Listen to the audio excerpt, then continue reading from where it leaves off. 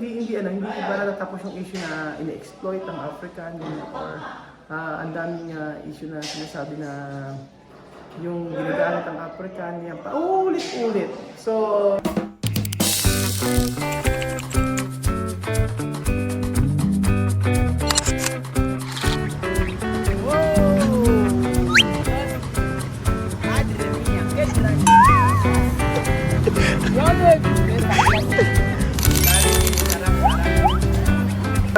grabe mga amigo, napaka-presko po dito sa taas. Sobrang init sa may labasan, pero pag akit rito, ang ganda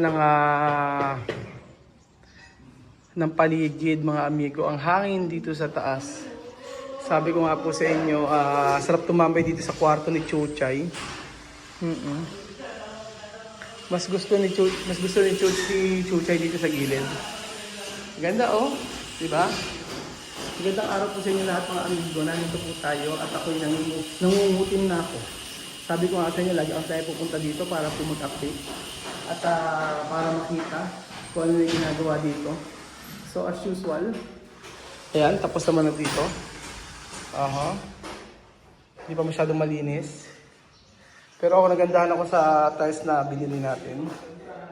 Nagandahan ako, kita nyo naman. Tapos, ito, yung room ni Chuchin. Ayan po. Pintura na lang. And then itong room ni Kylie. Ganda ng ano niya, kisame oh. Tapos, maganda rin naman yung view kay Kylie rito. Tingnan niyo po. Diba? Tapos maglalagay tayo ng maraming halaman dyan. Diyan po mga amigo. Alam niyo po pa doon sa may pinsan ko na yun, kapag umakit po kayo doon, kitang-kita yung Mount Arayat at saka Mount Sierra Madre. Kaso hindi natin ngayon. Ay, yun yung Charan! O, diba? Kita ang bundok. O, diba? 0.8. Ganyan po. So ngayong araw mga amigo, kapakita ko sa inyo yung yung ilaw natin dito kung aandar na siya. Ayan po. Tapos naman na rito. Awning din yung rito. Maganda rin sa part na to. Pero ang gagawin itong bitna na awning. Yung gano'n siya. Yung square siya. Tapos di hatak siyang gano'n. Di push. Ayan. Ganda mag-picture dito. Tapos, ayan na po mga amigo. Ito na po yung ating kisame dito. Gusto ko po updated kayo para makita nyo po yung ating mga kisame. Ready na ba kayo? 1, 2, 3, go! Taran! Ayan na po. O, diba mga amigo? Ang ganda ng ating kisame. Papakita ko sa inyo yung pag-ilaw nito. Tingnan natin kung iilaw siya. Itatry na natin. So, sabi ko, i-play na lang yan. Huwag nalagyan ng... ang tagal kasi. Naiinip ako. Kaya yung sa may gilid na to, yun, mahirap gawin. So sabi ko, i-play na lang lahat siya. Maglalagay naman tayo ng pin light para mas simple. Pwede na po yan mga amigo. So ito yung mga ilaw natin. Yung chandelier hindi pa naalalagay. Pero, yan. Tingnan natin yung pag-ilaw nito. Papatry natin. Dalawa na lang eh. So titingnan natin ang bawat angulo. Meron chandelier dyan mga amigo. Tingnan natin pag nandito tayo sa part na to. Kung maganda siya. Ayan. Ayan. May mga alapang pintura eh. Ang luwang niya no. Ganyan po siya. So abangan niyo po mga amigo yung ating ang ating ano dito. Abangan nyo ang pag-ilaw at kung ano matatapos. So ayan. Dito naglalagay na sila ng waterproofing. Ayan. Damihan mo ulitin ko siya pagkaan sa iyo ng Oo, tapos anuhan mo. Alam ko pati gilid dati lagyan di ba? Taas, hindi ba yung taasan? Taasan mo. Oo, kasi dun sumisip-sip eh. Baka mamaya kumatas eh. Ganyan pala siya, no? Ayan. Pagkas, ayan, tumugay yung mga ganyan, ano? Kailangan talaga, ano dyan, kasi pag tumaga sa ilalim, problema. Kaya lagi kami ng waterproofing. Sabi ko, medyo, mabaho, ano? Nakakahilo. Nakakahilo ang baho pala ng waterproofing na rin. Ayan, pinalagyan ko na to. Tataasan niya para at least hindi kumatas. Meron kasi pag kumatas, lalo na yung mga tiles lagyan mo na tatay ano. Lolo ano, nakalimutan pangalan. Ayan, ito hindi pa natapos, mamaya gagawin ni Kuya JR yan. Tapos ito sa labas. Malapit na matapos. Ayan. Huwag kayong mag-half day, ha? Kota ka na, walang half day ngayon. Saan saan ka? CR ka? Sige, tuturo. Gusto ko makita yung CR eh. Paano mo ginagawa? Ayan po mga amigo. Yung sa CR, excited ako na ilagay po mga amigo. Para kasi maganda yung sa CR. Maganda yung ano natin sa CR, yung ating mga tiles. Opo. Tapos, ito naman yung sa ating walk-in closet. Pagka kumabila kang ganyan, kitang-kita yung resort natin. So, ayan.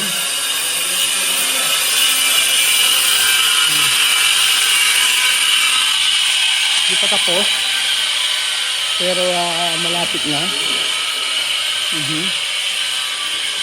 Try natin mamaya. So mamayang alauna, nandito ulit tayo.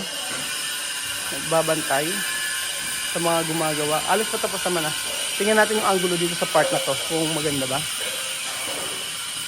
Ayan. Ayan, ganyan siya. Pag napinturahan siya, sabi ko lagyan ng kulay ano. Lagyan ng design. Like this, dito mo. Yung mga gilid na to, pwedeng lagyan ng design yan. Yung paikot. Sabi ko lagyan ng gray, maganda. Ganon. Tapos dito rin, lagyan natin ng dark, sabi ko, dark gray, pwede rin. Or kung ano ang pwede. Or ano ba, brown. Hindi ko alam. Tatanong muna ako kay Lenlen kung ano ang maganda rito. So, yun po.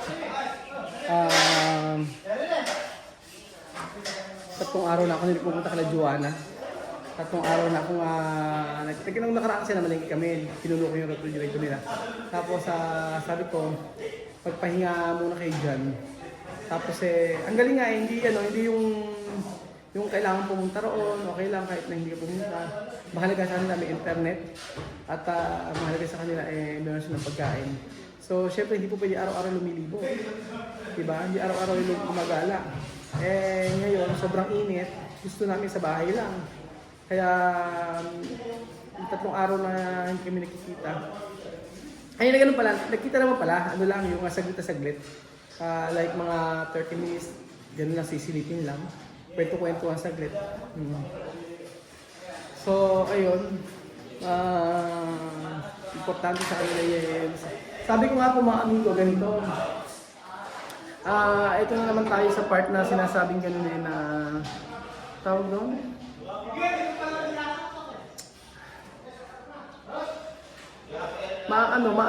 Sa social media kasi, siyempre sa Facebook, YouTube na ganyan, bawat comment ninyo, bawat comment ng iba, maaaring makasakit sa amin, maaaring makasakit sa family ko, maaaring may matuwa, maaaring merong magalit, ganyan.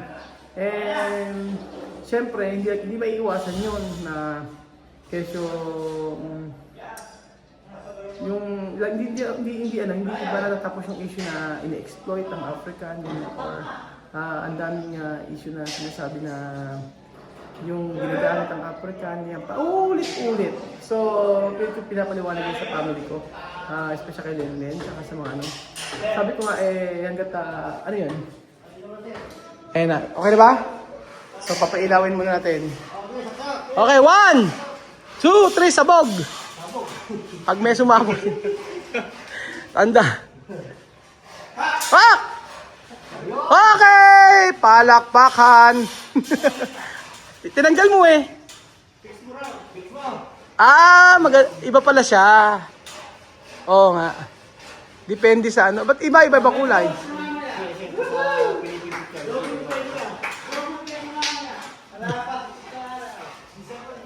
I-fix mo, wala sa katotohanan eh. I-fix mo yung totoo. May, ay, na,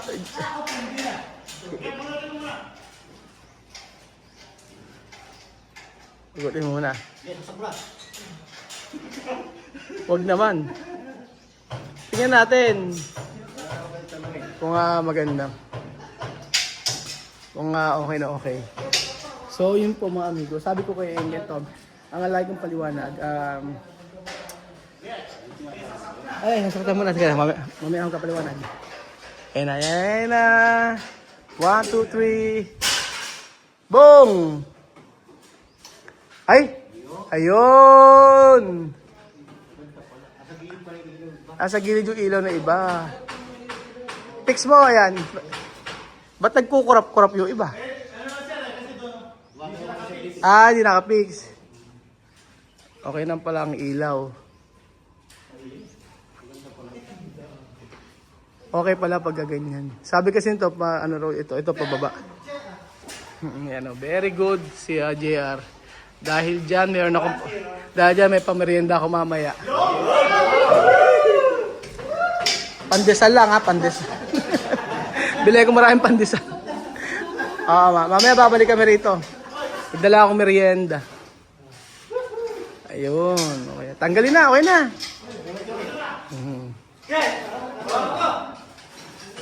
Ayan na po mga amigo, nakita nyo na. So, dahil napailaw, may merienda mamaya ang hapon. May pamerienda tayo. Ano mamasarap na merienda? Para sila, pandesal at saka tinapay ba? Sila kasi tinapay lang tsaka kapubuso nila.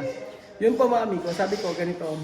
Regarding sa yung term na lagi sabing ginagamit ng mga Africans, ginagamit yung sa pagbablog yung mga ganyan.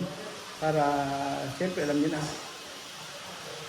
Sabi ko, as long as si Joanna o sino pa man yung nakakasama natin sa vlog ay merong agreement or masaya sa ginagawa namin at laging merong hindi lang kumbaga alam ko sa sarili ko na pure na pagtulong yung aking ginagawa. Ang naisip ko dyan, sino po ba ang ano po bang buhay meron sila dati, di ba? Nung time na nandoon sila at hindi kami nagkasama ni Joanna, anong buhay meron sila? Nung sila doon sa Pilipinas, nabago yung buhay nila eh. Nakakakain ng maayos, natutulog sa malamig na may aircon, nakakapasya, nakakabili ng gamit, at nakakapag-aral ang anak. Pero maraming tao ang talagang gustong sumira sa akin. Daming tao na gustong bumagsak ako. Pero sabi ko, didiretso naman ako sa pagtulong. Gano'n naman eh. Kaya sabi ko mga amigo, kahit ano pang gawin ko, may masasabi yung iba. Kaya as long as masaya yung puso ko sa ginagawa ko, hindi ako titigil sa ginagawa kong pagtulong. Ang lagi kong tanong, sa mga iba na sino bang nagawa sa kanila nung ano po ba gawin natin, hayaan natin sila doon na malugmok at hindi mawala ng future. Yun na lang po mga amigo, yun na lang po ang isipin natin sa mga tao na malawak ang pag-iisip. Ang isipin ay yung matulungan sila is enough at sobrang-sobra pa na yung pagtuloy na ginagawa natin. Sino ba tao magbibigay ng lupa at bahay kay Joanna? Wala namang gagawa nun eh. Kung meron po mga amigo, stop po silang i-vlog. Kung may tao na magsasabi na tutulungan si Joanna at bibigyan ko o binibigay ko, stop ako sa pag-vlog sa kanila. Hindi ko gagawin. Walang problema sa akin. Pero sabi ko nga po, walang gagawa nun. Walang gagawa nun at magkapatuloy pa rin ako sa pagtulong. Yun lang po ang gagawin ko. Basta alam ko sa sarili ko na never ako nang angrabyado ng tao. Never ako nag-take advantage ng ibang tao. Yun po ang para sa akin.